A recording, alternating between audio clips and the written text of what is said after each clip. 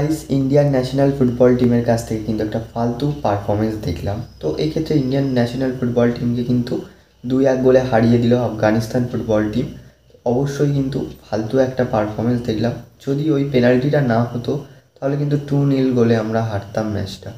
অবশ্যই এক্ষেত্রে ফার্স্টেই বলি, তো ম্যাচ শুরুর সময় প্রায় 4 মিনিটের মাথায় সুনীল ছেত্রী স্যার একটা চান্স পায়, সেই বলটা কিন্তু শট নেয় এবং বলটা কিন্তু পোস্টে লেগে ব্যাক আসে। সেই রিবাউন্ড বলটা আর কি মনবীর সিং কী করে, মানে 24 ফুট চওড়া এবং 8 ফুট লম্বা একটা গোল পোস্ট, সেই গোল পোস্ট থেকে মানে পুরো সামনাসামনি রয়েছে, সেখান থেকে ভাই 50-60 ফিট ওপরে মারছে, মানে 3-4 তলার ওপরে মারছে মনবীর সিং।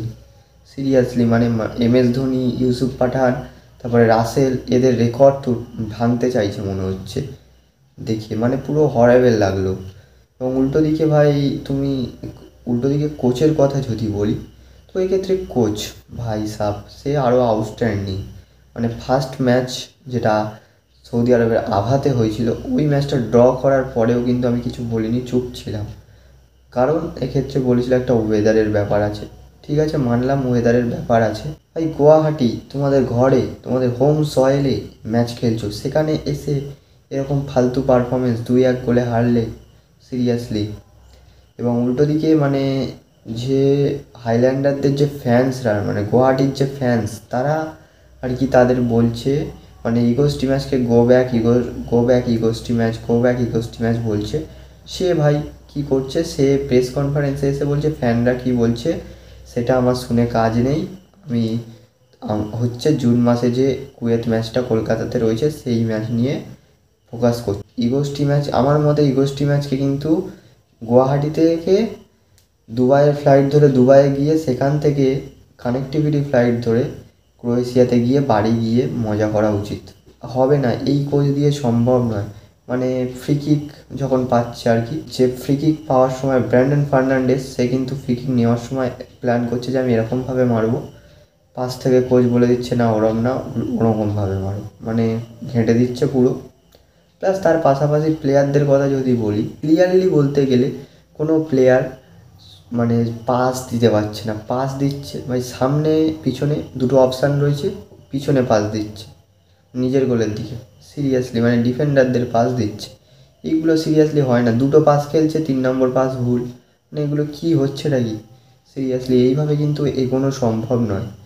এবং উল্টো দিকে আরেকটা কথা যদি বলি, গুরপ্রীত সিং সান্ধু, এক্ষেত্রে গুরপ্রীত ওই ডাই অফ দ্য মোমেন্টে এসে 88-89 মিনিটের মাথায় এসে একটা সিনিয়র প্লেয়ার, এক্সপিরিয়েন্স প্লেয়ার এসে ওরকম ভুল খেয়ে করে। তো উল্টো দিক থেকে বলি যে বাকি যেসব প্লেয়ারদেরকে নিয়ে গিয়েছিল আর কি স্কোয়াডে, ওই হাতে গোনা 10 থেকে 15 জন বাদে কিন্তু বাকি কেউ নামেনি আর কি।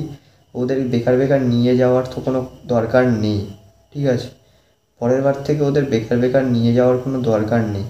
কারণ যা আবহাওয়া দেখলাম, ইগোস্টি ম্যাচ কিন্তু স্টে করছে। এবং উল্টো দিকে আরেকটা যদি কথা বলি, মানে প্লেয়িং 11-এ যারা ছিল আর কি, এক্ষেত্রে তাদের মধ্যে সব প্লেয়ারই ক্লাবে গিয়ে বাঘ এবং দেশের জার্সি গায়ে জড়ালে বিড়াল হয়ে যায়, ঠিক আছে।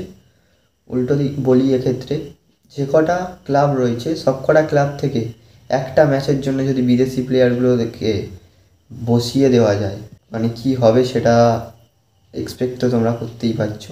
আর গাইস, আফগানিস্তান ন্যাশনাল টিমকে একটা স্যালুট না দিলেই চলে না, কারণ তারা যে পারফরমেন্সটা করেছে, অবশ্যই মানে তাদের সি টিম নিয়ে যে পারফরমেন্সটা করেছে, তাদের মেন টিম থেকে একটা মাত্র প্লেয়ার ছিল এবং বাকি সকলেই কিন্তু তাদের সি টিম এর খেলোয়াড়। অবশ্যই তারা যে পারফরমেন্সটা করেছে তার জন্য একটা গ্রেট স্যালুট।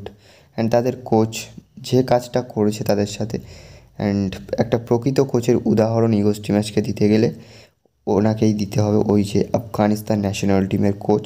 তিনি কিন্তু এটিকে, বেঙ্গালুরু এফসি, পাঞ্জাবের হয়েও কিন্তু কোচিং করিয়ে গেছেন। তো গাইস, বেশি কিছু আর বলছি না, এখন কথা বললে কিন্তু মুখ থেকে অনেক কথাই বেরিয়ে আসবে, তো বাদ দাও, বেকার ভিডিওটা গাইস এখানেই শেষ করছি।